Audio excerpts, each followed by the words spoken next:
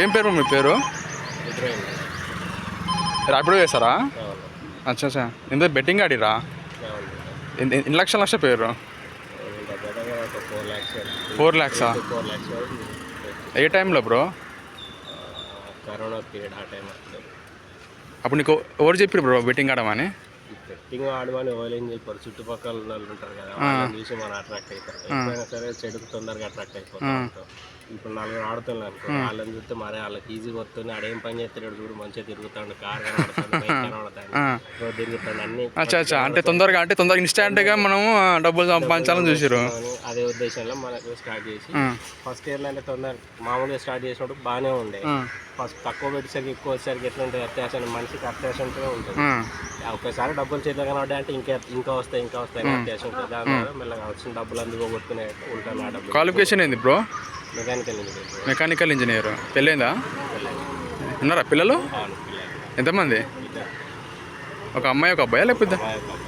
మరి ఇప్పుడు ర్యాపిడో చేస్తున్నారా అటు తిరిగి? అంటే జాబ్ లేదు ఇక. యాక్చువల్గా వర్క్ చేసేవాడిని టైంలో ఏం పని లేదు కాబట్టి. ఇప్పుడు బెట్టింగ్ ఆడడం అనేది ఎట్లా అలవాటు అవుతుంది అంటే ఏం పని పాట ఉండకుండా ఈజీగా కూర్చొని మంచిగా సంపాదించాలని ఆలోచన. అంటే ఈజీగానే. మరి అదేంది బ్రో, ఇప్పుడు ఎవరో ఒక ఇన్ఫ్లుయెన్సర్ అంటున్నాడు, నేను వాళ్ళు ప్రమోట్ చేస్తే నేను వాళ్ళని చూసి ఆడినా వీళ్ళని చూసి ఆడినా అంటున్నారు. ప్రమోట్ చేసినా చేయకుండా ఆడాలనుకున్నాడు ఎట్లయినా ఆడతాడు. అంతే. ఆడద్దు అనే ఉద్దేశం ఉన్నవాడు నువ్వు ఎన్నిసార్లు చెప్పినా సరే ఏది చేయాలనుకుంటే అదే చేస్తాడు. అంతే తప్ప ఒక మనిషిని చూసి ఇన్ఫ్లుయెన్స్ అంత ఈజీగా కాదు, చాలా టైం పడుతుంది. చెడుకైతే ఈజీగా ఇన్ఫ్లుయెన్స్ అవుతారు 100%. ఇప్పుడు ఇంకో పర్సన్ అదే పర్సన్ అంటుండే నేను చెప్పడం వల్లే మానిపోయింది అంటున్నాడు. మరి ఏంది ఆయన చెప్పడం వల్ల మానిపోయాడు అనేది అయితే కాదు, కాకపోతే ఆయన చెప్పడం వల్ల అవేర్నెస్ వచ్చింది. ఒక 1 to 10% మారింది వచ్చి. ఓకే. అంతేగాని ఆయన చెప్పడం వల్లే మారింది అనేది అంతే. అచ్చా అచ్చా. Okay okay. మరి ఎట్లా మరి ఇప్పుడు నెక్స్ట్ ఏంది? ర్యాపిడోనా? ర్యాపిడో చేసుకుంటే వేరే గ్రూప్ పెట్టాను. బయట ట్రయల్స్ ఓకే. అంటే నెక్స్ట్ గవర్నమెంట్ జాబ్స్ కూడా దగ్గర ఏజ్ కూడా దగ్గర పడ్డది. అయితే ఎంత ఏజ్? ఎంత? 29 కదా. అచ్చా. ఎక్కడున్నారు ఇప్పుడు మీరు? ఇక్కడ దిల్షునగర్ ఉంటారా? అంటే ఓన్ హౌసా? ఓన్ హౌస్ అండి. ఫ్రెండ్ షెల్టర్ ఇచ్చింది. యాక్చువల్గా రూమ్ రెంట్ కూడా ఏం తీసుకోకుండా ఉన్న సిచ్యువేషన్ శ్రీనివాస్ అని ఆ బెట్టింగ్ వల్ల నేను సూసైడ్ స్టేజ్ వరకు కూడా వెళ్ళినా. మీరా?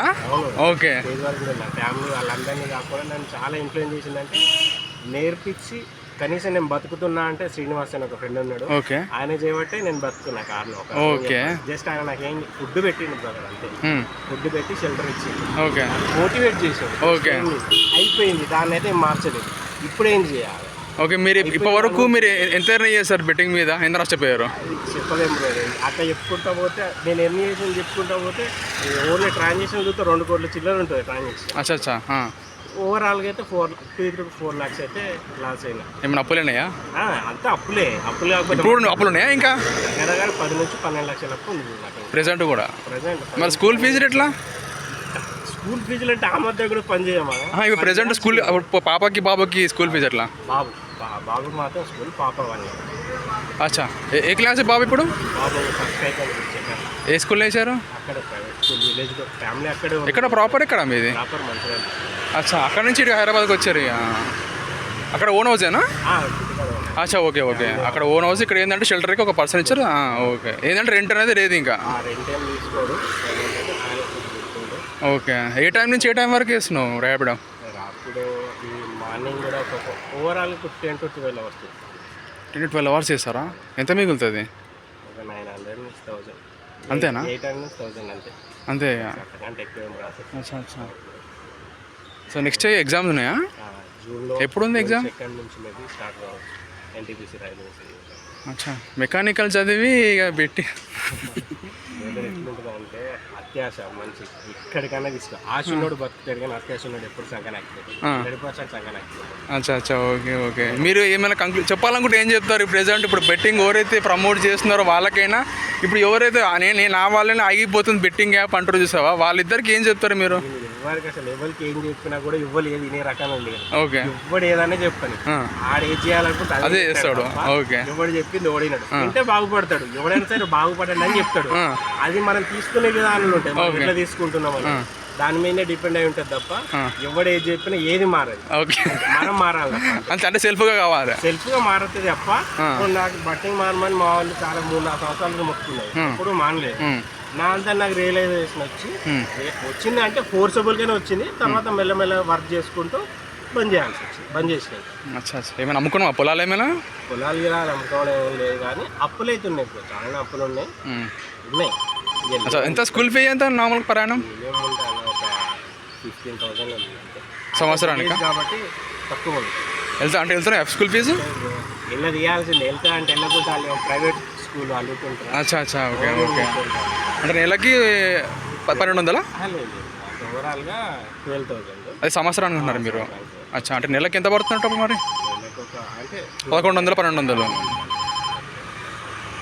ఇప్పుడైతే బెట్టింగ్ ఆపేశారు ఇక? ఆపేశారు. ఎప్పుడు ఆపేశారా? ఎప్పుడో అంటే దగ్గర